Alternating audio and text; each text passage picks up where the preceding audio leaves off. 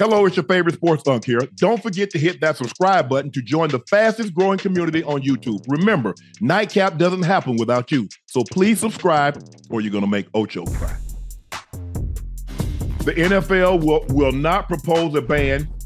The tush will not propose ban for the tush push in 2024. NFL executive Troy Vincent reiterated today that the tush push will remain a legal play for the 2024 season. Mm-hmm. Is it best to say, let's just leave it alone? Somebody stop it. Yeah, that's all. Somebody stop it. Because if you think about it, there's only one team that's very efficient at the tush push anyway, and that's the Eagles. They're the only team that seems to be able to get it. So teams need to figure out a way to stop the tush push, or don't allow them to have short distance. Stop them on first and second. You won't have to worry about 3rd and 1. You won't have to worry about 4th and 1. But listen, they're the only team that are really good at it. There's no need to stop it. It's a part of the game. It's a part of football. And if we start making rules to stop some of the small nuances that other teams struggle to stop, then they're gonna start nitpicking and finding other ways to stop other plays that people do as well. It ain't that big of a deal. I understand why people, because Ocho, before you couldn't aid the runner, which means you couldn't push him. Right. Now they said you can push him, you just can't pull him. You remember before the guy would get close to the end zone, the lineman will pull him in, the lineman will pull his ass in the end zone. You can't do that, but you can get behind him and shove him. Right. And so that's basically what the tush push is. But Jalen Hurts squats 600 pounds. Yeah. He has tremendous leg drive. Yeah. The offensive linemen, they get low. And then, sometimes he hits the hole right behind the center or the A gap. Sometimes he goes a little further off, and he has somebody in behind him that's giving him a shove. Right. So I agree with you, Ocho. I think teams need to come up with a way to try and stop it. Good luck with that. Because Jalen Hurts has such leg drive that it's really hard for teams to stop him. Yeah. And they've done a great job. They've mastered it. They were the first team that we saw do this. They've gotten really, really good at it. We've seen a lot of teams try to replicate it, but none of them to the success of what this. Josh Allen is about the closest, but Josh Allen is 6'5", 255 pounds. So it's, So good luck trying to stop that. But I think they're going to leave it alone. I mean, they've tried this, the 3rd year in a row? Yeah. That they've had discussions about stopping it, and they haven't come up with they haven't said, nah, we're going to leave it in one more year. Listen, it's part of the game, man. It's part of the game. It's football. And defensively, you just, crowd the box even more. Shoulder pad is shoulder pad. Low man wins. Leverage. That's all it is. You just got to fire off. That's it. And then guess what happens? Now they low man, they fake it into the line and pop up, and they throw the pass down the field. Bingo. But there you go. Let me ask you a question. With Jason Kelce retiring, the all-pro center, the all-world center for the Eagles, will it still have the same effectiveness? You know what? I'm not sure. I mean, I'm sure there would be somewhat of a drop-off from with Jason Kelce leaving and another center coming in, but obviously you got to learn the technique. You got to learn the technique to keep the show going. Yeah, it's tough. I mean, he was so good at getting low and crawling and rooting people up out of there, because at first your center can't get stymied. Because if he gets stymied, where does the quarterback go? So he has to get some backwards. Yep, exactly. So he has to get some momentum. He did a great job of that, and the only thing you can do is try to guess the snap count, try to jump the snap. Yeah. But then that's when they get you offside and they get a free 5 yards. And so you don't even have to use the tush push. It's a very difficult play to stop. Yeah. The Eagles have done a great job of the technique. Clearly, it's something that you can tell, kind of like a rugby scrum that they've mastered, in which they get the low man wins and they know the snap count. So kudos for them for coming up with something. But I'm glad they don't stop this play, because somebody's going to say, well, you know what? Hey, Patrick Mahomes throwing for 10 touchdowns on this one play. We can't let him do that. So where do we stop? Frustrated with ticket buying experience? Game Time is the only ticket app that gives you peace of mind with your purchase. They let you see the view from your seat before you buy, so you know exactly what to expect when you arrive. Their all-in prices show you total upfront, so you always know you're getting a great deal. And it takes no time at all. You can buy tickets in seconds with 2 taps. Take the guesswork out of buying tickets with Game Time. Download the Game Time app, create an account, redeem code NIGHTCAP for $20 off your first purchase. Terms apply. Again, download the Game Time app, enter the code NIGHTCAP, NIGHTCAP, for $20 off. Download Game Time today. Last minute tickets, lowest price, guaranteed. You got to draw the line at some point. You have to draw the line at some point. They've already handicapped the game enough. Let's slow it down a little bit. Well, they about to have that about to handicap the game again. NFL EVP Troy Vincent also reiterated the hip drop tackle is something we want to get out of our game. He added, the greatest asset for any athlete is durability and availability. When you have a play that has 20 to 25 times the injury rate, it doesn't allow you to fulfill your dreams. Now, I told you this, Ocho. Yeah. Ocho, they're going to get that up out of there. Yeah. I said, because the injury is too great. You rarely see somebody get that tackle and come back the next play. They always limp off the field. We've seen Tony Pollard get injured. We've seen Patrick Mahomes get injured that play. We've seen so many guys. Dak Prescott got injured with the hip drop tackle. I just knew because the high rate of injury that they were going to do something with it. Yeah, most definitely. I knew you were right. Obviously, I think one of the things I think about, I'm just thinking about physics, the laws of gravity. If you have someone pulling you down, I would just go with the fall. Right. Now that's the way to counter it. If they didn't ban the hip drop tackle, if you feel that pressure, just let it go. It's when you try to fight it, when you try to continue to get more yards after. But again, it's a great call for them. I mean, for Troy Vincent and NFLPA to act competition committee, excuse me, to ban the hip drop tackle because a lot of players, for one, have gotten hurt. Some have recovered. Patrick Mahomes, obviously, he had leading the team to the Super Bowl. Yeah, took the team to the Super Bowl. But he did have a bad ankle. He had a bad ankle right off of that drop tackle. But again, it's a good thing. Again, for the defenders. The defenders now, you're going to have to be a little bit more disciplined on your angles when you tackle now. If somebody's getting away from you, I think it's an advantage for the offensive players as well. Because as you tend to break away, if you're a little bit faster than the person that's chasing you, he damn near gonna have to just let you go. He's gonna have to let you go, even if he's in if he's in arm's length to be able to reach and grab. Now you can't. Yeah. If you think about it, Ocho, I think the thing what happened is that they've seen this. When I don't remember this, now it might have happened because I wasn't looking at the tackle. I do remember the horse collar tackle happening, but there was not a whole lot. This play has come in, say, heavily, like the last 5 years. This wasn't in there when you first got to the league. You didn't see a whole lot of tackles like this, Ocho. No. I don't remember seeing a whole lot of tackles when I got into the league, and even when I was exited at the end of 2003. But over the last 5 years, you've seen a guy, and Ocho, I knew that I could put my helmet on a guy's knee a certain way that I could injure it. Yeah, I know that. You know what's going to happen when you drop all of your weight. If you're a DB, whatever your weight is, 180 to 205. If you're a linebacker, you 230 to 250. You drop all your dead weight on a man that's standing upright. Yep.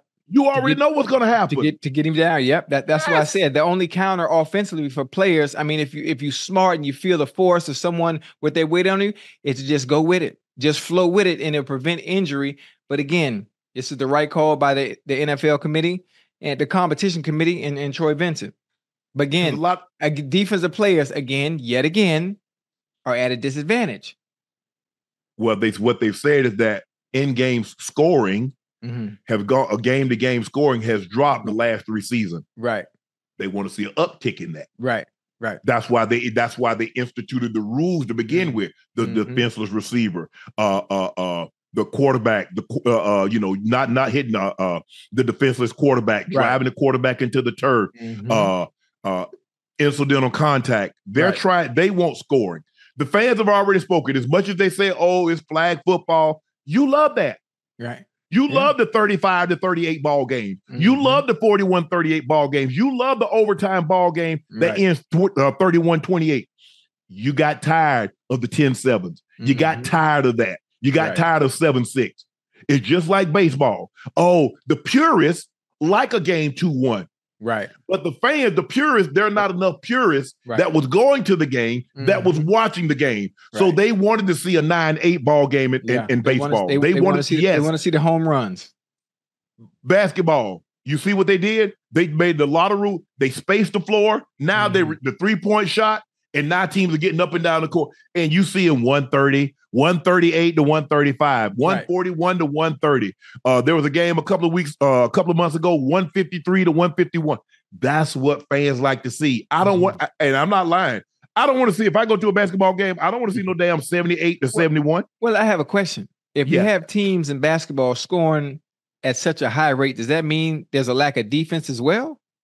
It is a lack of defense, but the rules they call, I think they call a little bit more ticky-tack. Gil was saying that the hand check, they stopped the hand check, but he said the hand check has always been banned below the free throw line. Right.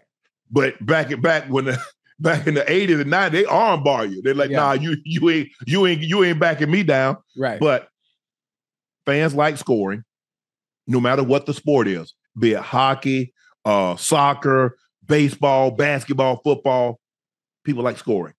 They know what that is. They the ball goes into the net or somebody crossed the end zone, Ocho, they know what that is. Mm-hmm. That's universal. Yeah. I don't know who it was. Right. Hey, got Taylor Swift.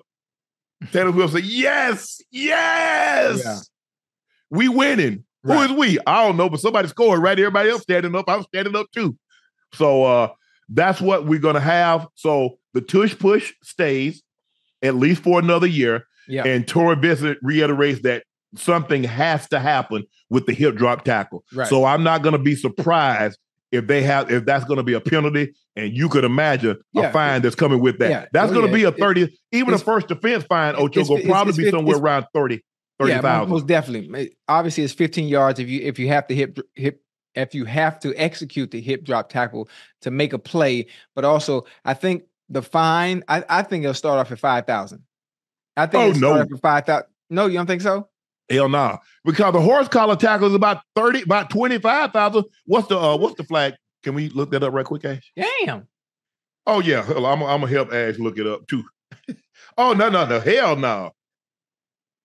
Hey, hold on. 20, 25, 30,000 for a first offense?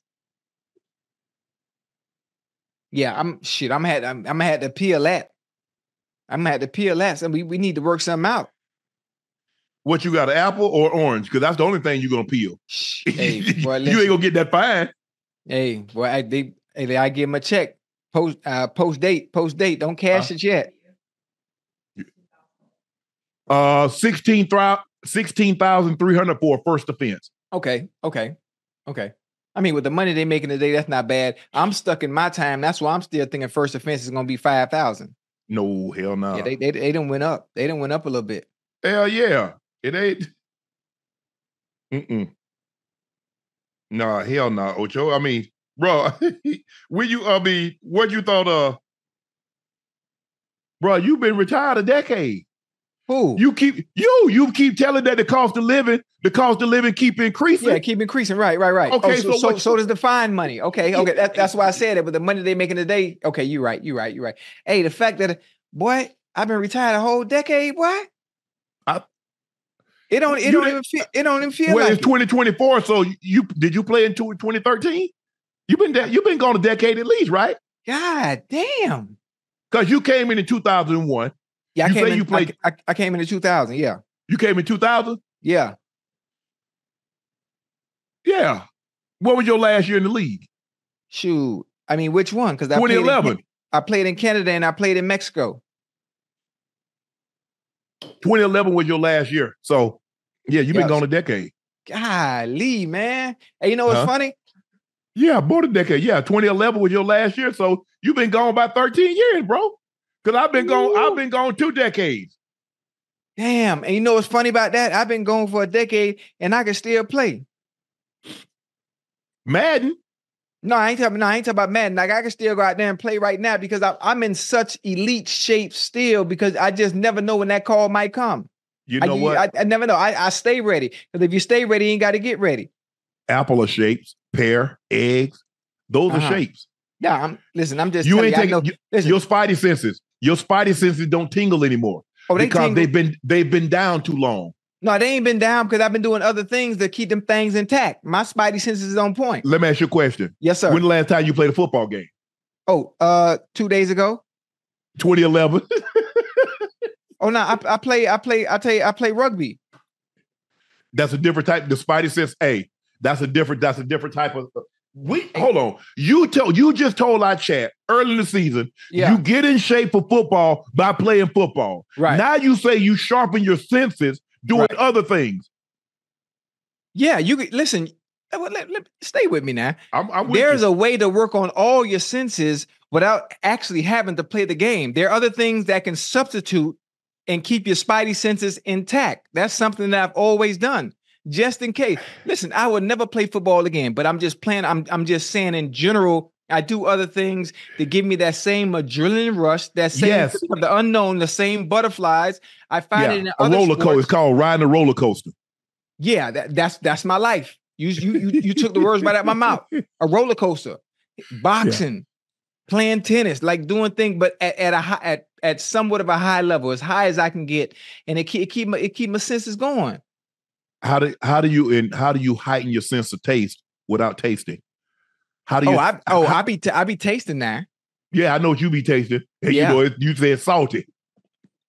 Well, it depends. It depends if she shower or not. We moving on. We ain't even talking about that. Okay. Ain't nothing wrong with a little tart now. Little tart, little twang to it. But go ahead. See, I already know. But before Rail came along, you was up there talking about, damn girl, this thing tastes like latex.